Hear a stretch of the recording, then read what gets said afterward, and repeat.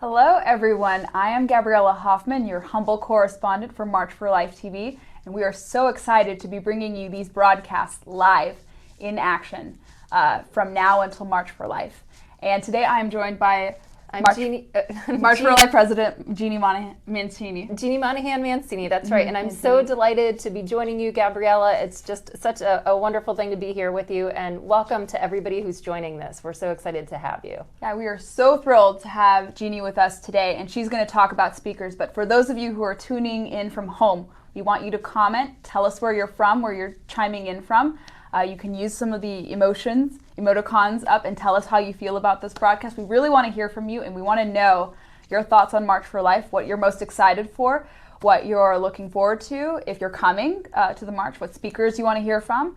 Jeannie's going to certainly have all the updates on that, but tell us how you feel, and when you're going to be posting about March for Life, always remember to use the Why We March hashtag. So Jeannie, take it away and tell everyone at home also whom to expect at the March for Life this year. Great. Well, we're so excited just to be at this juncture in the road. We start planning for the March for Life literally a little over a year in advance. And so we have been planning and preparing for this moment for so many weeks and months. And here we are now just a little over 2 weeks out. So it's very, very exciting. And we're continuing to announce exciting speakers almost daily at this stage. And so today I learned a very wonderful thing this morning and this hasn't yet been announced, so this is new. Benjamin White will be joining the March for Life. We are so excited to have him speak. That is a huge get. It is a huge get. He has a lot of influence on social media, and he emanates so much positivity. So our attendees are going to really like that. That's so cool. Yeah, I've been following him on Twitter, and I totally agree. I love what he tweets. It's very motivational. It just lifts up your heart, and it's really about marriage and family life and all of this. So we are delighted to have him. That is awesome. So if you're tuning in, that's a pretty big announcement. That's right. And just yesterday, we had another very big announcement, and that's Kellyanne Conway is going to be joining us, speaking for the March for Life. And I was just delighted because honestly, we got the idea, why not ask Kellyanne? She's got the attention of the world right now. Mm-hmm. The main theme of many Saturday Night Live skits over the course of the last few months. Oh boy. Of course, she's an author. She started the wonderful polling company, and the truth of the matter is she's just one of the most articulate and best messengers that I know on some of our issues. And so sent her an email, and within just a couple of days I got the most lovely and gracious response. Count me in. I'm honored. That is so I don't even think she had to think twice about it. So we're delighted to have Kellyanne Conway. She's another big get, as we were saying. Isn't that incredible? I mean, she's the first woman to successfully run a presidential campaign and win. Right. I mean, that's a first. She broke a glass ceiling. Yeah. Yes, she did, very much so. That's right. So we're very excited about Kellyanne. We also have an incredible lineup of other wonderful speakers. So one of them is Abby Johnson. Maybe some of you are familiar with Abby. Of course, she had a conversion. She used to work at a Planned Parenthood and was a director for a Planned Parenthood. And after seeing abortions on the sonogram, she had a profound conversion. And her life has borne such fruit since that time, and she helps other women who are working in the abortion industry to come out of it. And so she founded a wonderful group called And Then There Were None. And Abby's going to be speaking about that, and won't that be particularly sort of providential in terms of its timing with the discussions happening on Planned Parenthood and defunding Planned Parenthood in these days ahead. So we're really excited to have Abby, so she's another one. Karimi Lozano, who was a Mexican novela star. She was really the top actress in Mexico, and she'll speak in Spanish and English. Karimi's got an amazing story, and I should just let her tell it, but we know right now that euthanasia is sadly something that is before our country. It's being considered almost the new Roe versus Wade in terms of end-of-life issues, and Karimi just had a beautiful She has a beautiful testimony of her dad's end of life, and how much that changed her, and how she's fighting for life from conception to natural death. So we'll be excited to hear from Karyme. That's a unique perspective. Very unique perspective. We also are delighted to have Cardinal Dolan, Archbishop of New York. He's another big get. We're so excited. He's speaking both at the Rose Dinner the night of the March for Life, and he'll be opening the rally in prayer. Another incredible religious figure is Bishop Vincent Matthews of the Church of God in Christ. And that denomination, the Church of God in Christ, is the largest African American denomination in our country with 6.5 million members.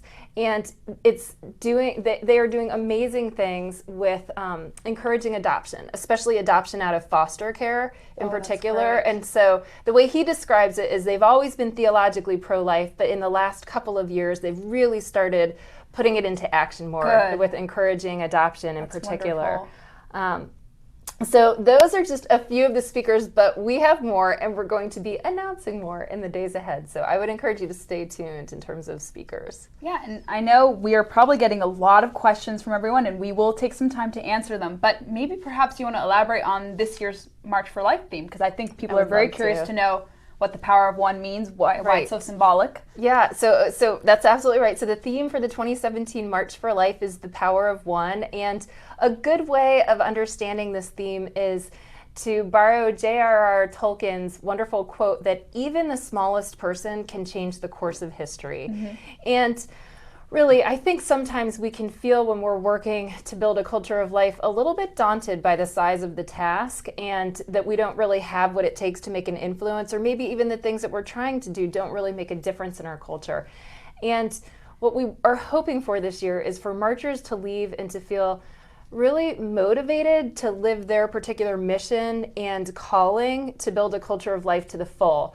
Whether that's a mom who's choosing to stay at home and to raise her children, or whether that's someone who's engaged professionally in social media, whether it's an attorney, whether it's a student, to really fully embrace their way of building a culture of life, because everybody can make a difference. And so our little logo for this year is a little candle burning brightly in the darkness.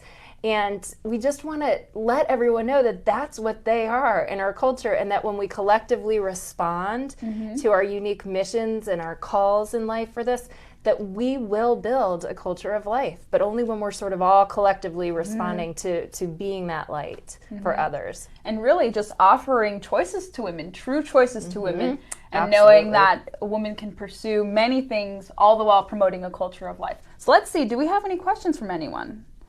All right. What about those who cannot go? How can we be part of the March for Life here in our community so our voice is heard too? That's a great question. That's from Mariella Arikapa, I believe. Mariella. So, well, first of all, there are many marches around the country. So I would encourage you to get on our website, marchforlife.org, and check it out and see if there's one in your local community, because chances are there's one within a 2-hour radius of where you are. But if you literally can't come and travel to the March for Life, I would encourage you to watch the March for Life, but to let your voice be heard virtually. So there are just so many different social activities that we are encouraging people to be involved in, and especially using the hashtag #WhyWeMarch. And if you do that, especially in a kind of a strategic and effective way, you can figure out lots of different things you're going to do throughout the day. Your voice will be joined to the millions of others around the world who are letting the world know, why we march, why we're pro-life, why we want to build a culture of life. One last thing too, I would also say, pray for the March for Life. It's in a lot of ways, this is a spiritual battle, and you at home can pray, even fast, or offer a sacrifice and support us in that way if you can't actually travel to the March for Life.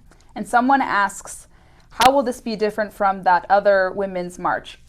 Well, that's a really good question. So I think for starters, we've got a very specific goal and mission, and we're very clear on who we are.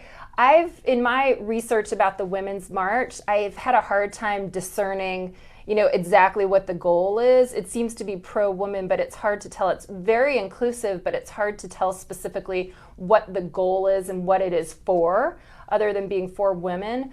And then also, of course, ours is the largest human rights demonstration that happens annually every single year. So we're moving into our 44th March for Life, and we're very clear that we're seeking to build a culture where abortion is unthinkable, where no one would want to choose abortion.